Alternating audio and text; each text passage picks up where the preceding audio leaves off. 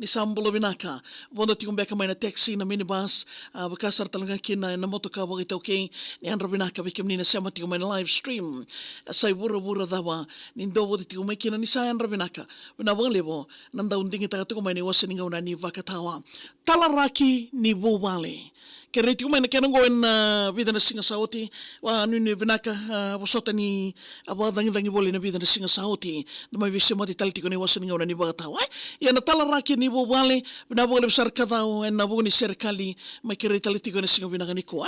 Mga turang saga kina nonda vendela ni Abutambu. Serekali takimandayani na lengam bimbi ni Lomango. Nango mata VUVALE kaya na kaliraki awa ematango ni wakarusatu na meda na nona rabu-rabu. Nango VUVALE tau mandau kaya nangonin duambolo. Karong kasi ni buli rua-rua na nongo itumbu-tumbu. Unera kamalu atoka na bunida e na nona dhunro. Rotawase kina nangasi isa wakatumbululubu. Nango mbula betinango au nona kalomani. Vei susungi vei au sana mai linga indotaki. Ni o turanga tamango sandomona indotani. Tolo kina naluvena meratou toki ki wawalangi. Irongo ni lolama wakatina senga ni munduki.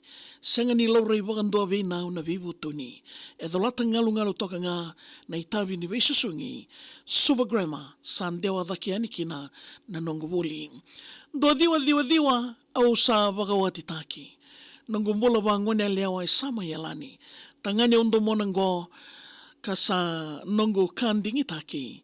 Mai kuri ni linga ni VUVALE e na dolati ni itavi. Sanga ni ngule dhaba wakandua na maramatinango. Nambula ni veka waitaki e dhori menona salu-salu. Lolama, nandina, kena wosota ngori e sa kena idhavo. Kasenga ni ndaua rekivita endua veira na wakango. Isa tinango sa ayado na ngauna Mosambiti keito. Wakai se avu na kambo se dangina yawa ni kumbao. Mambau reidi rau na luvengo ni rau sa dhaurabao. Gai sewa ni osaliu yani veitamanda e na korwao. Nangu VUVALE sa tikibu meliwawa na dangi veisao.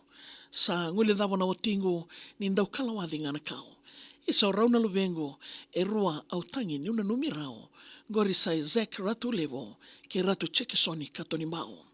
Tosu tinga o wunidha ke na nona rabu-rabu. Rosai wando vitu yambaki e kasande itu e Lomango. Isa na neto wale waka vetinani samai kamayavo i kuritu ni walolama ke nararawa ni Lomango. Ngano mosi ni neto sana mai vetau se. Sangai endo na iwali na ndrengo me sana lebe.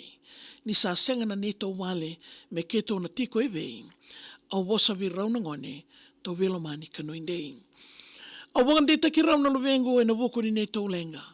Rosadi ngoma me rosa nandui tutu veira na weka.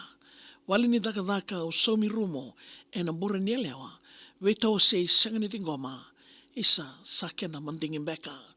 Raile soba na neto mbula nungu susungi dake mai. Ngomatua na wuni dha ve keto e nona i waka rusai. Ado na vei talatala na mate mbau na wale e wakamai. Au loma ni undina ni senga na weka e mbau kawai. Na inunu ke de wuravurango ve au e sama yoti. Rau ya waki au na luvengo me o mode wakadha e vembongi. Drenre au lako dhuruma se tikibu ni sengela laiboli. Senga ni unangude se mau soro me adhawa na yoti. Nongu itatau weke manrau na luvengo lomani. Robo soti au tiko na lenga kede e mai sotavi. Tangi ne longo ni un rabun e na venga ravi. Nongo walomani ke manrau e kilanga na tamanda mai langi. Ni wasoti au robe wekani e na talano angori. Nandambula au kerea mendau vivu kei woli. Nan rabun na kaworo me randau tokoni. Loloma lewo ki na kadhauni ngau. Serekali sama yoti. Awe kemni na wakando ni ndobo de tiko mai na buku ni nandaruya we dingo miroki na Serekali Namaki na namusal ni kakamburaki na VitiFM e na mataka o vinaka niko. So wani ni vinaka lewo, wani ni vinaka talanga we kemni nandau namaka tiko mai na yawongo ni Serekali Namaki. Gena namaki tal tiko mai na ngono boto wango ni mataka.